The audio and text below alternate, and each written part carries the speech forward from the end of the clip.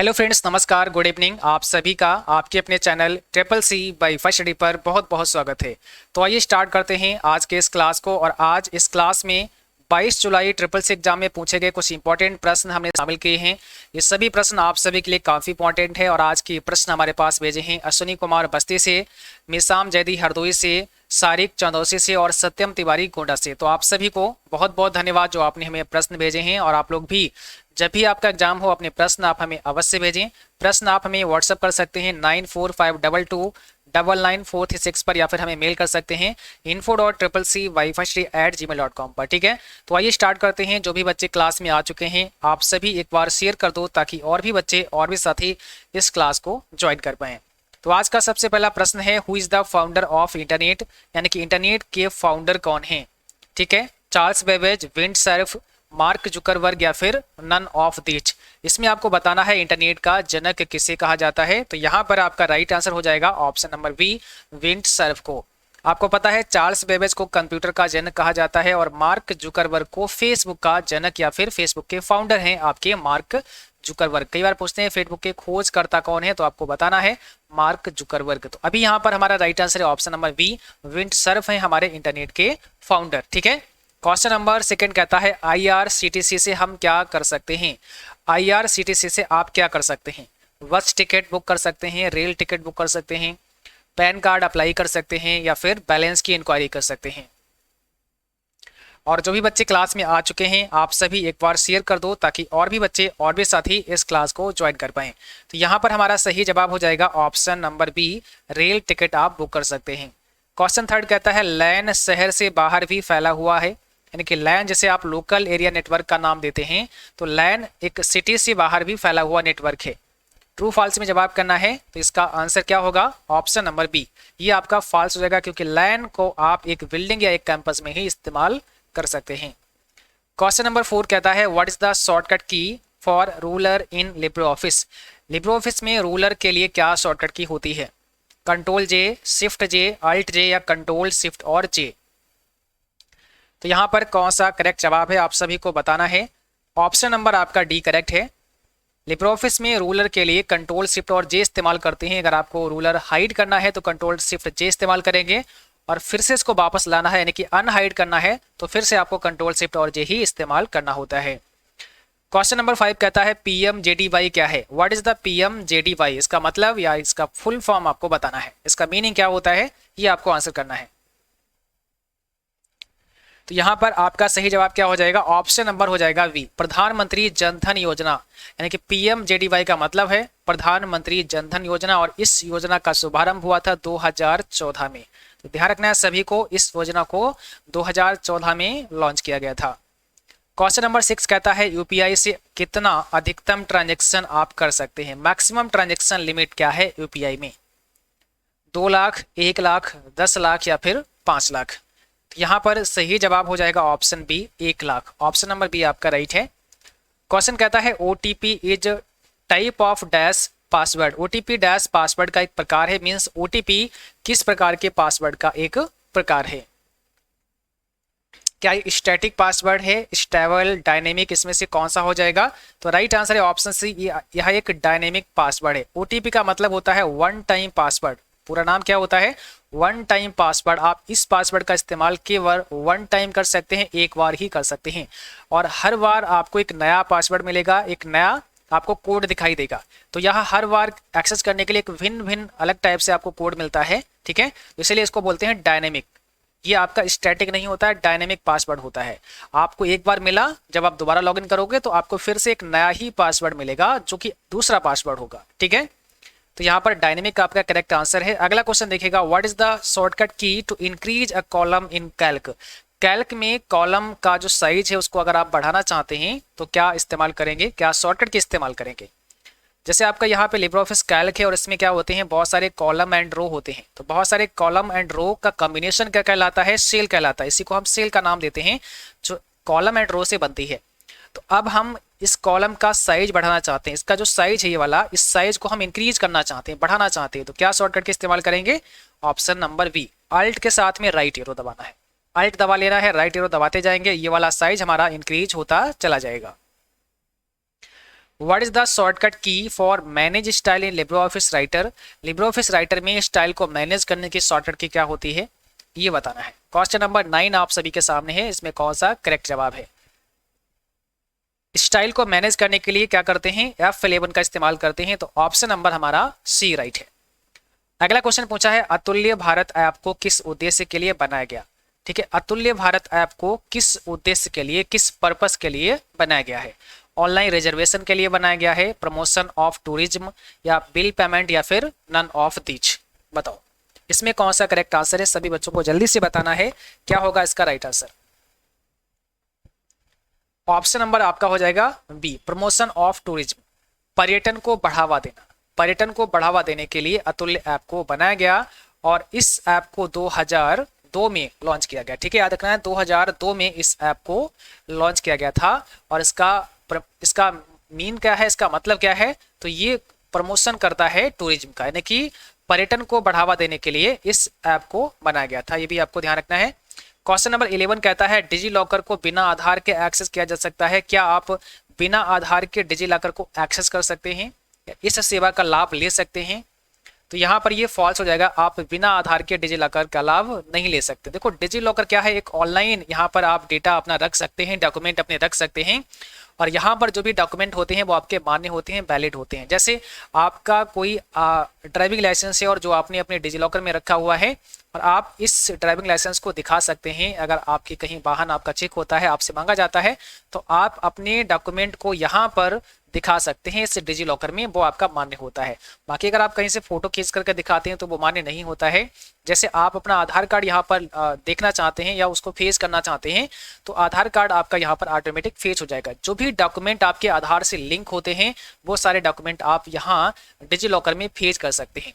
जैसे आपका निवास प्रमाण पत्र है, तो आप अपना कास्ट सर्टिफिकेट हो गया आपका, या डोमिसाइल सर्टिफिकेट हो गया, ये सारे सर्टिफिकेट भी आप यहाँ पर फेच कर सकते हैं अलग अलग डिपार्टमेंट से। तो डिजी लॉकर में अलग अलग कई सारे गवर्नमेंट के डिपार्टमेंट हैं जो इससे अटैच हैं, जुड़े हुए हैं, और उस डिपार्टमेंट से सीधे एक ई कॉपी आपके डिवाइस में भेज दी जाती है। ठीक है, उसकी ई कॉपी आपके पास आ जाती है जिसे आप दिखा सकते हैं। तो ये डॉक्यूमेंट आपके वैलिड माने जाते हैं, यानी कि यहाँ पर जितने भी डॉक्यूमेंट होते हैं वो सभी के सभी वैलिड होते हैं और मान्य होते हैं। ठीक है, एम कवच ऐप किससे संबंधित है? एम कवच ऐप किससे संबंधित है? मोबाइल सिक्योरिटी से संबंधित है, कंप्यूटर सिक्योरिटी से संबंधित है, वेब सिक्योरिटी से संबंधित है, या फिर नन ऑफ दीज? तो यहाँ पर हो जाएगा ऑप्शन पहला, मोबाइल सिक्योरिटी से संबंधित है। एम कवच मोबाइल सुरक्षा से संबंधित है। मेल मर्ज का विकल्प किस मेनू में आपको मिलता है? बताओ, मेल मर्ज का विकल्प आपको कहाँ मिलेगा? फाइल, टूल्स, एडिट, या फिर फॉर्मेट? तो आपको पता है ये टूल्स मेनू में मिलेगा। और हमने आप सभी को बताया कि लिब्रे ऑफिस नाम से एक प्लेलिस्ट है, तो जिन बच्चों ने इस प्लेलिस्ट को नहीं पढ़ा है, लिब्रे ऑफिस नाम की प्लेलिस्ट में इस सारे क्लास आपको मिलेंगे जहाँ पर बहुत ही डिटेल में विद प्रैक्टिकल भी आपको समझाया गया है। निम्न में कौन सी मेमोरी को बार बार रिफ्रेश करना पड़ता है? किस मेमोरी को बार बार रिफ्रेश करना पड़ता है? आपको आंसर करना है। इसमें कौन सा हो जाएगा? डी रैम दिया है, यस रैम दिया है, या दोनों है, या फिर कोई भी नहीं? तो राइट आंसर होगा ऑप्शन नंबर पहला, डी रैम, जिसका मतलब होता है डायनेमिक रैंडम एक्सेस मेमोरी। और हमारे कंप्यूटर्स में अक्सर क्या इस्तेमाल होता है? डी रैम का ही इस्तेमाल होता है, यानी कि डायनेमिक रैंडम एक्सेस मेमोरी का ही इस्तेमाल हम सभी के कंप्यूटर्स में होता है। तो यहाँ एक कैसी मेमोरी है? डायनेमिक मेमोरी है, जिसको बार बार रिफ्रेश करने की आवश्यकता होती है। आप इसे रिफ्रेशिंग मेमोरी का भी नाम दे सकते हैं। बाकी अगर बात करते हैं यस रैम की, तो यहाँ एक स्टैटिक रैंडम एक्सेस मेमोरी है जिसको रिफ्रेश करने की आवश्यकता नहीं होती है। इसको नॉन रिफ्रेशिंग मेमोरी भी कहा जाता है। और हमने स्टार्टिंग में जो क्लास दिए थे जुलाई मंथ के लिए, उनमें हमने इसको समझाया था, शायद आपने अगर देखा होगा तो आपको पता होगा। ठीक है, बाकी अगर बात करते हैं कैश मेमोरी को, तो कैश मेमोरी में एस रैम ही होता है, ये भी आपको पता होना चाहिए। स्टैटिक रैंडम एक्सेस मेमोरी ही आपके कैश मेमोरी में होता है, जिसको रिफ्रेश करने की आवश्यकता नहीं होती है। बाकी डी रैम की बात करें तो इसको रिफ्रेश करने की आवश्यकता होती है। आपने देखा होगा जब आप कोई फाइल ओपन करते हैं, और तो कई बार कोई एप्लीकेशन आपने ओपन किया है तो वो ओपन नहीं होता है और घूमता रहता है ना, यानी कि प्रोसेसिंग होती रहती है और हमें सही से एप्लीकेशन हमारा वर्क नहीं करता है, कंप्यूटर हमारा हैंग हो जाता है। तो ऐसे समय में हमें रिफ्रेश करने की आवश्यकता होती है। अगर आप कंप्यूटर को रिफ्रेश करते हैं तो आपका सिस्टम या आपका वो सॉफ्टवेयर सही से वर्क करने लगता है। ठीक है, क्वेश्चन नंबर 15 कहता है, क्या भीम ऐप एक यूपीआई नेट बैंकिंग सर्विस है? भीम ऐप एक यूपीआई नेट बैंकिंग सर्विस है, ट्रू फॉल्स में जवाब करना है। भीम ऐप का मतलब होता है भारत इंटरफेस फॉर मनी, तो यहाँ पर हो जाएगा ट्रू, बिल्कुल सही है। भीम ऐप एक यूपीआई नेट बैंकिंग सर्विस है, आप बोल सकते हैं। अगला क्वेश्चन है what is the full form of MEA। MEA का मतलब क्या होता है, MEA का फुल फॉर्म क्या होता है? तो यहाँ पे कौन सा राइट आंसर होगा? ऑप्शन नंबर पहला मेन इलेक्ट्रॉनिक्स असेंबली होगा आपका फुल फॉर्म MEA का। क्वेश्चन कहता है IPv4 कितने बाइट का होता है? अभी यहाँ पर आपको बाइट में बताना है, बिट नहीं पूछा गया है। तो IPv4 पता कितने बाइट का होता है, जल्दी से बताइएगा। तो यहाँ पर सही जवाब हो जाएगा 4 बाइट का होता है, सभी को ध्यान रखना है। IPv4 की अगर बात करते हैं तो ये 4 बाइट का होता है, और अगर बिट में पूछेंगे तो ये 32 बिट का होगा, 32 बिट का होता है। BR का फुल फॉर्म क्या होता है? What is the full form of BR? तो आप सभी को बताना है BR का पूरा नाम क्या होगा। करेक्ट आंसर है option C, virtual reality. BR का मतलब होता है वर्चुअल रियलिटी। लिनक्स में डायरेक्टरी बनाने की शॉर्टकट की क्या होती है? एक डायरेक्टरी बनाने के लिए क्या शॉर्टकट इस्तेमाल करते हैं लिनक्स में? लिनक्स एक ऑपरेटिंग सिस्टम है, ठीक है, जो कि CUI पर बेस्ड है, और यहाँ पर फोल्डर को डायरेक्टरी का नाम देते हैं। जैसा कि आपको पता है डायरेक्टरी को फोल्डर ही कहते हैं, यानी कि डायरेक्टरी क्या होता है, एक फोल्डर ही होता है। आपने अपने विंडोज में जो आपका ग्राफिकल यूजर इंटरफेस है GUI पर आधारित है, इसमें हम फोल्डर के नाम से जानते हैं। बट यहाँ पर जो एक डायरेक्टरी होती है, यानी कि फोल्डर, एक डायरेक्टरी का नाम देते हैं, और इस डायरेक्टरी को बनाने के लिए क्या होता है, mkdir कमांड होती है। mkdir कमांड का इस्तेमाल करते हैं।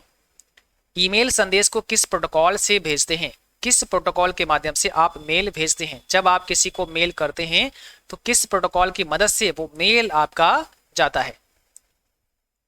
तो यहां पर हो जाएगा ऑप्शन डी, SMTP, जिसका मतलब सिंपल मेल ट्रांसफर प्रोटोकॉल होता है। सिंपल मेल ट्रांसफर प्रोटोकॉल, ठीक है। तो सिंपल मेल ट्रांसफर प्रोटोकॉल की मदद से हम मेल को भेजते हैं, और मेल को डाउनलोड करने के लिए हम IMAP और POP का इस्तेमाल करते हैं। IMAP और POP के बारे में हमने कल के क्लास में आपको समझाया था, अगर आपने नहीं देखा है तो आप उस क्लास को देख सकते हैं।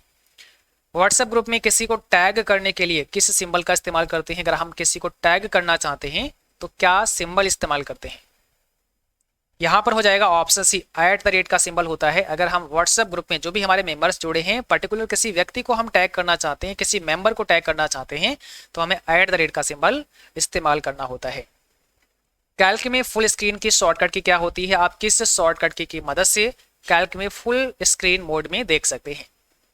तो फुल स्क्रीन करने की शॉर्टकट की होती है Ctrl Shift और J। ऑप्शन नंबर हमारा हो जाएगा पहला, Ctrl Shift और J। यूपीआई किस वर्ष लॉन्च हुआ था? आपको बताना है यूपीआई को कब लॉन्च किया गया था, किस वर्ष लॉन्च किया गया था। तो सही जवाब है 2016 में यूपीआई को लॉन्च किया गया था। और यूपीआई का मतलब होता है unified payment interface. Unified payments interface का फुल फॉर्म होता है, जो कि 2016 में लॉन्च हुआ था। क्या पालतू जानवर के नाम का पासवर्ड रखना सही है? क्या पालतू जानवर के पासवर्ड आप रख सकते हैं? कोई पालतू जानवर है जिसका नाम आपने रखा है, कोई भी, उस नाम का पासवर्ड आप रख सकते हैं? तो यहाँ पर ये फॉल्स होगा, उसका पासवर्ड आपको नहीं रखना चाहिए, क्योंकि उसको गैस कर सकते हैं, उसका अंदाजा लगाया जा सकता है। आपके घर में कोई ऐसी यूनिक चीज है, या फिर आपका पालतू जानवर है, या कोई हाईलाइट ऐसा आइटम है जिसके नाम का पासवर्ड आपको नहीं रखना चाहिए, क्योंकि ऐसे पासवर्ड को एक बार सोचा जा सकता है कि हाँ ये भी पासवर्ड आपने रखा हो सकता है। तो ऐसे पासवर्ड से हमें बचना चाहिए, ऐसे पासवर्ड नहीं रखना चाहिए।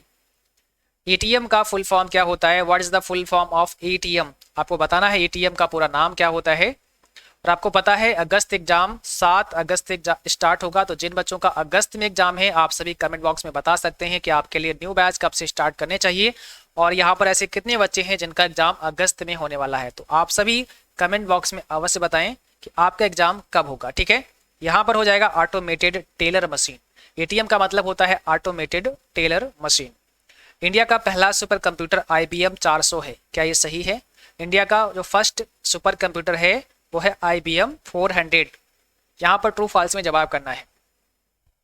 तो ये फॉल्स हो जाएगा। हमने आपको बताया था भारत का जो पहला सुपर कंप्यूटर है वो परम 8000 नाम से जाना जाता है। परम 8000 भारत का पहला सुपर कंप्यूटर है, जिसे किसने डेवलप किया? CDAC ने डेवलप किया है। CDAC के द्वारा इसको डेवलप किया गया है, परम 8000 को, जो कि भारत का पहला सुपर कंप्यूटर है, ठीक है, ध्यान रखना है। क्या कैल्क में 100% जूम कर सकते हैं? 100% जूम आप कैल्क में कर सकते हैं? ट्रू है कि फॉल्स? तो बिल्कुल कर सकते हैं, ऑप्शन पहला करेक्ट हो जाएगा। और कैल्क में मैक्सिमम जोन की अगर बात करते हैं तो मैक्सिमम हम कितना कर सकते हैं? 400% कर सकते हैं। यही अगर आपसे मिनिमम पूछे तो 20% कर सकते हैं। मैक्सिमम 400%, मिनिमम 20% कर सकते हैं। और अगर यहाँ पे पूछा इन्होंने 100% कर सकते हैं तो जाहिर सी बात है आप कर सकते हैं। वेबकैम कौन सा मीडिया है? Which type of media is webcam? तो यहाँ पर करेक्ट जवाब करना है सभी बच्चों को। वेबकैम किस प्रकार का मीडिया है? प्राइमरी, सेकेंडरी, आउटपुट या फिर इनपुट? तो आपको पता है वेबकैम एक इनपुट मीडिया है ना। ये डेटा को इनपुट करता है। ऐसे डिवाइस जो कि यूजर के डेटा को इनपुट करते हैं, ठीक है, वो सभी क्या होते हैं? इनपुट डिवाइस में आते हैं। या फिर यूजर के इंस्ट्रक्शंस जो होते हैं जिस डिवाइस के माध्यम से कंप्यूटर को दिए जाते हैं वो क्या होते हैं? सभी के सभी डिवाइस इनपुट डिवाइस की कैटेगरी में आते हैं। जैसे आपका कीबोर्ड हो गया, आपका माइक्रोफोन हो गया, आपका माउस हो गया, सभी के सभी इनपुट डिवाइस के एग्जाम्पल हैं। एक लाइन में लिखा गया शब्द जिसके नीचे कुछ अक्षर लिखा होता है जैसे क्या कहते हैं? एक लाइन में लिखा गया शब्द, ठीक है, जिसके नीचे कुछ अक्षर लिखा होता है जैसे आप क्या बोलते हैं? देखो थोड़ा सा घुमा फिरा के पूछा है क्वेश्चन। क्वेश्चन को समझना है, आंसर करना है, बहुत ही इजी प्रश्न है।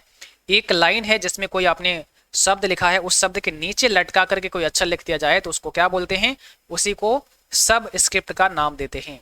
सब स्क्रिप्ट, जैसे आपने यहाँ पे लिखा एच और ये आपकी एक वेस लाइन है, आप इसमें एच लिखते हैं, इसके नीचे अगर आप लटका करके टू लिखते हैं तो इसी टू को हम क्या बोलते हैं? सब स्क्रिप्ट का नाम देते हैं, ठीक है, सब स्क्रिप्ट इसका नाम देते हैं। और अगर आपने जैसे एक्स लिखा ऊपर लगा दिया दो तो ये हो जाएगा स्क्वायर, यानी कि एक्स स्क्वायर हो गया, तो इसी का नाम होता है सुपर स्क्रिप्ट। इसको आप सुपर स्क्रिप्ट का नाम देते हैं। तो यहाँ पर ध्यान रखना है सब स्क्रिप्ट होगा। अगर आपने बेस लाइन के नीचे लिखा तो सब स्क्रिप्ट होगा, ऊपर लिखा तो सुपर स्क्रिप्ट होगा। अब कई बार आपसे इसकी शॉर्टकट की भी पूछते हैं कि सुपर की शॉर्टकट की बताओ, तो कंट्रोल के साथ में शिफ्ट और प्लस आपको पी दबाना है। कंट्रोल शिफ्ट और पी दबाने से क्या होगा? सुपर स्क्रिप्ट में आप लिख सकते हैं। और यही कंट्रोल के साथ में शिफ्ट आपको प्रेस करना है और फिर आपको वी प्रेस करना है। कंट्रोल शिफ्ट बी से आप सब स्क्रिप्ट लिख सकते हैं। तो ये दोनों शॉर्टकट के भी आपको आनी चाहिए। पैराग्राफ में कुछ लाइनों को मूव कराकर दूसरे पेज में ले जाने के लिए कौन सा शॉर्टकट का इस्तेमाल करते हैं? आपने कोई पैराग्राफ लिखा है, उसमें से कुछ लाइन आप मूव करना चाहते हैं, कुछ लाइन आप वहां से हटा करके किसी दूसरे पेज में ले जाना चाहते हैं, तो क्या करना पड़ेगा? कॉपी एंड पेस्ट करना पड़ेगा, कट एंड पेस्ट करना पड़ेगा, पेस्ट एंड कट करना पड़ेगा, डिलीट एंड पेस्ट करना पड़ेगा। 29 का जवाब करना है। और जिन बच्चों ने अभी तक क्लास को शेयर नहीं किया है तो आप सभी क्लास को भाई शेयर कर देना। और अगर अभी तक आपने लाइक नहीं किया है तो आप सभी को लाइक भी करना है। और जो बच्चे चैनल पर नए हैं या जिन्होंने अभी तक सब्सक्राइब नहीं किया है तो चैनल को भी सब्सक्राइब करना है, घंटे के भी बटन को दबा लेना है ताकि जब भी कोई नई क्लास हो उसका नोटिफिकेशन आप तक पहुंच पाए। तो यहाँ पर सही जवाब हो जाएगा option V, cut and paste करना। अगर हम पैराग्राफ में कुछ लाइन को हटाना ही चाहते हैं वहां से तो हमें पहले कट करना पड़ेगा और उसके बाद जहां पर रखना चाहते हैं वहां पर पेस्ट करना पड़ेगा। इंटरनेट पर नेटिकेट्स का अर्थ क्या होता है? यानी कि यहाँ पे दिया है इन्होंने अच्छा व्यवहार। इंटरनेट पर नेटिकेट्स का अर्थ है अच्छा व्यवहार। क्या ये सही है? तो बिल्कुल सही है। इंटरनेट पर नेटिकेट्स का मतलब है अच्छा व्यवहार या आप शिष्टाचार बोल सकते हैं। इंटरनेट पर नेटिकेट्स एक शिष्टाचार है, ऐसा भी बोल सकते हैं। तो ऑप्शन पहला करेक्ट है। लिब्रो ऑफिस में कितनी भाषाएं हैं? How many language in Libre office? तो यहाँ पर ये क्वेश्चन काफी इंपॉर्टेंट है, आपको याद रखना चाहिए। लिब्रो ऑफिस में कितनी भाषाएं हैं? क्या होगा सही जवाब? ऑप्शन नंबर डी, 115 भाषाएं हैं आपके लिब्रो ऑफिस में। क्वेश्चन नंबर 32 में आपको बताना है लिब्रो ऑफिस राइटर में बुलेट्स लगाने की शॉर्टकट की क्या होती है? बुलेट्स आप किस शॉर्टकट की हेल्प से लगा सकते हैं? जब आप अपने डॉक्यूमेंट बनाते हैं तो आपने देखा होगा वहां पर बहुत सारे बुलेट पॉइंट का इस्तेमाल करते हैं। तो ये बुलेट पॉइंट आप कैसे या किस शॉर्टकट की मदद से लगा सकते हैं? इसके लिए हमें शिफ्ट के साथ में F12 प्रेस करना होता है। जैसे ही शिफ्ट F12 दबाएंगे तो बुलेट स्टाइल आपकी स्टार्ट हो जाएगी। फिर जब भी आप कुछ लिखेंगे तो बुलेट पॉइंट वहां पर लग जाएंगे। यही अगर बात करते हैं नंबर लिस्ट के लिए तो यहाँ पर जैसे 1 2 3 4 आप लिखना चाहते हैं तो हमें केवल F12 का इस्तेमाल करना होगा। बट यहाँ पे अगर बात करते हैं कंट्रोल F12 की तो इससे हम क्या कर सकते हैं? टेबल को इंसर्ट कर सकते हैं। अगर हमें टेबल को इंसर्ट करना है तो कंट्रोल F12 हमें प्रेस करना पड़ेगा। तो आज की क्लास बस यहीं तक थी। आई होप आप सभी को क्लास पसंद आई होगी। और जिन बच्चों का कल एग्जाम है आप सभी को हमारी तरफ से best of luck, all the best. I hope आप सभी का एग्जाम बहुत अच्छा होगा। जो भी प्रश्न आपको अपने एग्जाम में याद रहे आप हमें जरूर भेजें। प्रश्न आप हमें मेल कर सकते हैं या फिर व्हाट्सअप कर सकते हैं 9452299436 पर, ठीक है। और आप सभी आज की इस क्लास का PDF हमारी वेबसाइट www.cccbyfirst.com से डाउनलोड कर सकते हैं। आपको वेबसाइट पर जाना है, वहां पर प्रीवियस पेपर में जाना है और जहां से आप इस पेपर को पढ़ भी सकते हैं और डाउनलोड भी कर सकते हैं। तो आज के लिए बस इतना ही, मिलेंगे आप अगली क्लास में। तब तक के लिए जय हिंद, बाय बाय।